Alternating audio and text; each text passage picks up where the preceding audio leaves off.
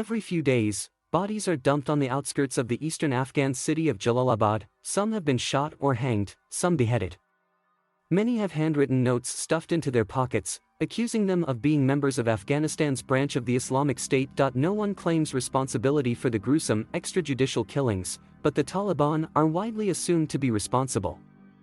IS carried out a suicide bombing in August outside Kabul airport that killed more than 150 people, and is a fierce rival of the Taliban. The two groups are now engaged in a murky and bloody battle. Jalalabad is the front line. Afghanistan is now more peaceful, following the end of the Taliban's insurgency. In Jalalabad, however, their forces are facing a near-daily stream of targeted attacks. IS, known locally as Daesh, is using some of the same hit-and-run tactics that the Taliban so successfully employed against the previous government, including roadside bombs and stealthy assassinations. IS accuses the Taliban of being apostates for not being sufficiently hardline. The Taliban dismiss IS as heretical extremists. In Nangarhar province, home to Jalalabad, the head of the Taliban's intelligence services is Dr. Bashir. He has a ferocious reputation. He previously helped to drive IS out of a small stronghold it had established in neighboring Kunar. Dr. Bashir denies any link to the corpses left on display by the roadside, but proudly states his men have arrested dozens of IS members. Many IS fighters who had been imprisoned under the previous government escaped from jail during the chaos surrounding the Taliban takeover. In public, Dr. Bashir and the rest of the Taliban play down the threat of IS. They say the war in Afghanistan is finally over, and they are bringing peace and security to Afghanistan. Anything that undermines that narrative is unwelcome. Dr. Bashir goes so far as to claim that IS does not even formally exist in Afghanistan, despite all the evidence to the contrary. The name Daesh refers to Syria and Iraq, he says. There is no miscreant group with the name of Daesh here in Afghanistan. Instead, he refers to the militants as a group of traitors who have rebelled against our Islamic government. In fact, IS is not only formally present in Afghanistan, it has established a specific offshoot or province covering the country, Khorasan, using an ancient name for the Central Asian region.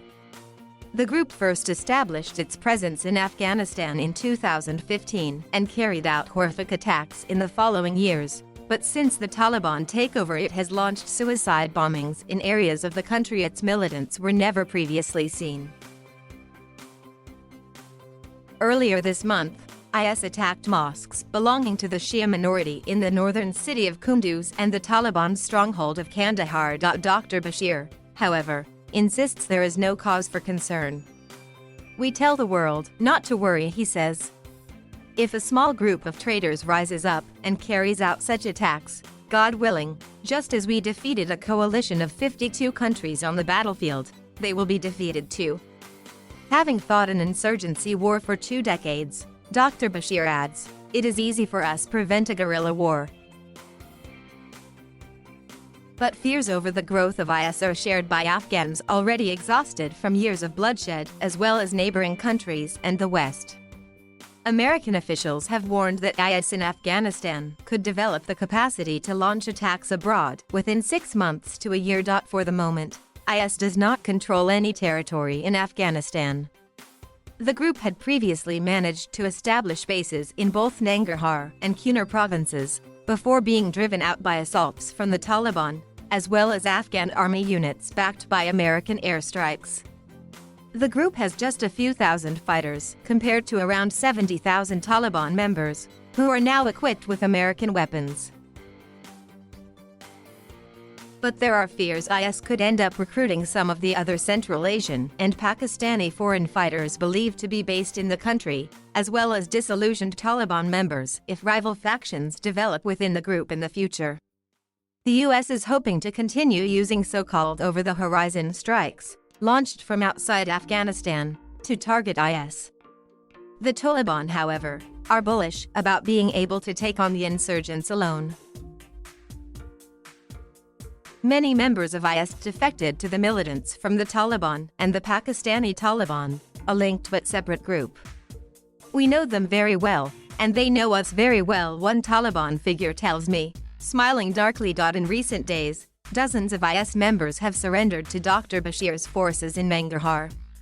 One, a former Taliban member, tells us he grew disillusioned after defecting to IS.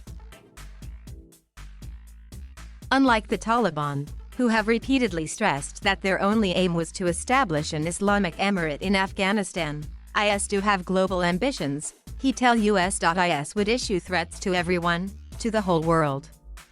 They wanted to bring their rule to the whole world, he says. But words are different from actions, he adds.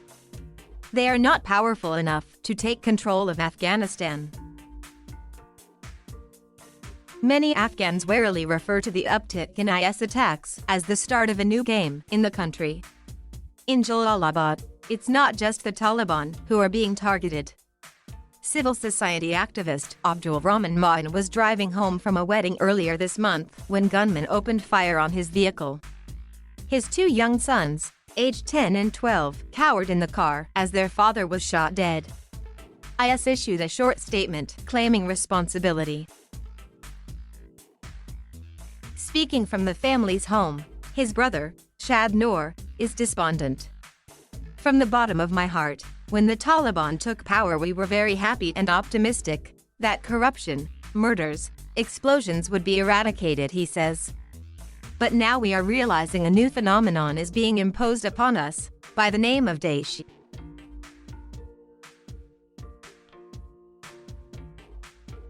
Thank you for watching. Please subscribe.